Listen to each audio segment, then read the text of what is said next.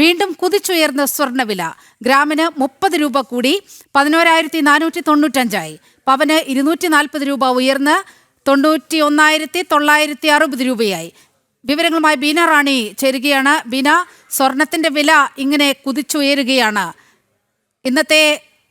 എങ്ങനെയാണ് ഇന്നത്തെ നിരക്ക്?